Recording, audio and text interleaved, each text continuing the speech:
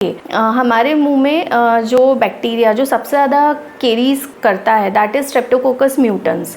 अब वो उसको एक हार्ड सरफेस चाहिए रहने के लिए, तो वो हार्ड सरफेस उसको दांत देता है क्योंकि दांत हार्ड रहते हैं, तो वो उस पर जाके बैठ जाता है। अब बच्चा जब कभी भी कुछ खाता है और ख़ासतौर पे जब वो कार्बोहाइड्रेट डाइट उसकी ज़्यादा है और वो भी सिंपल कार्ब्स ज़्यादा लेता है, जो नॉर्मली हमारे इंडियन थाली अगर हम देखें तो उसमें हम कार्ब्स ही ज़्यादा लेते हैं, प्रोटीन फाइबर्स थोड़े से कम होते हैं। और ख़ासतौर पे अगर हम बच्चों की बात करें तो वो प्रोटीन तो बिल्कुल भी शायद लेते ही नहीं है, बहुत कम। और अगर प्योर वेजिटेरियन है तो फिर प्रोटीन की वो चीज़ अपने आप और थोड़ी कम हो जाती है क्योंकि आपके पास ऑप्शंस कम बचते हैं, है ना।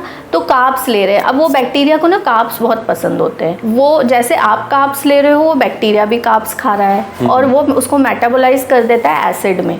अब वो जब एसिड प्रोड्यूस होता है तो उससे आपकी दांत में केरीज लगने लगती है। एक और फैक्टर जो बहुत इंपॉर्टेंट है दैट इज टाइम। एक क्रिटिकल पीएच होता है, मतलब जिस पीएच पे दांत डीमिनरलाइज होने लगते हैं, दांत में से कैल्शियम और फॉस्फेट आयन बाहर आने लगते हैं। ये नॉर्मली हम जब भी खाना खाते हैं उसके बाद ये होता है, ये नॉर्मल प्रोसेस है। लेकिन ऑटोमेटिकली हमारी बॉडी क्या करती है, 20 से 30 मिनट के बाद हमारा जो क्रिटिकल पीएच है उसको रेस्टिंग पीएच में चेंज कर देती है। अगर ये बैलेंस्ड है critical pH and resting pH तो आपको कैविटी नहीं होगी।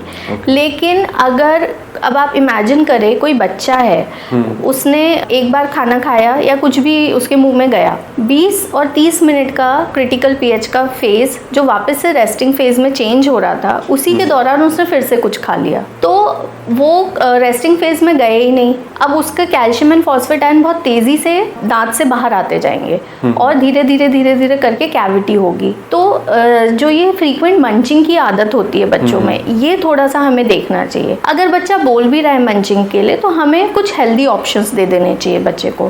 या तो हम थोड़े से पीनट्स उसको दे दें, या हम मखाने दे दें, है ना, या हम कुकुम्बर या कैरेट ऐसी फाइबरस चीजें दे दें। तो फाइबर्स क्या करते हैं ना, वो it work as a natural cleanser. अगर आप अपने खाने के साथ या बिटवीन मील्स अगर आप फाइबर्स ले रहे हैं तो वो हमारे दांतों को ऑटोमेटिकली क्लीन करते जाते हैं। तो बच्चों को शुरू से इन चीज़ों की ज़्यादा आदत होनी चाहिए। बच्चों की भी गलती नहीं है, आजकल एक्सपोजर इतना ज़्यादा है, मार्केट में इतने ऑप्शंस अवेलेबल है। जब हम छोटे थे तो आई डोंट रिमेम्बर कि इतना सब तो कुछ भी नहीं आता था, कुछ एक आधी चीज़ मार्केट में आती थी, वो भी कभी कभार अवेलेबल होती थी हमको। अब तो हर हाउस होल्ड में इतना कुछ रहता है कि बच्चों के पास एम्पल ऑफ ऑप्शंस है कि आज ये भी खा ले, ये भी खा ले, ये भी खा ले। फिर बच्चों पे पेरेंट्स को और घर के बाकी मेंबर्स को भी ज़्यादा प्यार आता है और सबका प्यार खाने पे ही निकलता है, तो इसलिए बच्चों में ज़्यादा इश्यूज आ रहे हैं। ओके, जैसे आपने अभी बताया कि मतलब बच्चों का, तो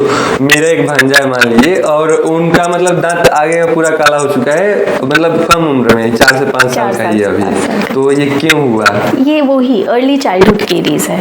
अर्ली चाइल्डहुड केरीज, इसका नाम ही अर्ली चाइल्डहुड दिया गया है क्योंकि ये बहुत छोटी यंग एज में हो जाता है। कैसे इसका ट्रीटमेंट कर सकते हैं? इनका ट्रीटमेंट राजीव, इसका बेसिकली फुल माउथ रिहैबिलिटेशन होता है एंड ये डिपेंड करता है बच्चा हमारे पास किस स्टेज में आया है। अगर बच्चा हमारे पास, जैसे मैंने बताया, एक छोटा सा होल था तब आ गया, तो हम उसको तुरंत में रेस्टोर कर देते हैं, ठीक है। अब जैसे आपने बताया आपका भांजा, उसके दांत पूरे काले हो गए, तो आगे मतलब 10-15 तो ही, हाँ राइट, अब 10-15 दांत इन्वॉल्व है और बच्चा छोटा है, तो सबसे पहले तो आएगा तो चेकअप होगा, फिर उसके कुछ डायग्नोसिस होंगे, इन्वेस्टिगेशंस होंगे। इन्वेस्टिगेशंस में हम आरवीजी मतलब एक्सरेज एडवाइस करते हैं, वो भी बहुत पेनलेस प्रोसीजर है, बच्चे करा लेते हैं आराम से।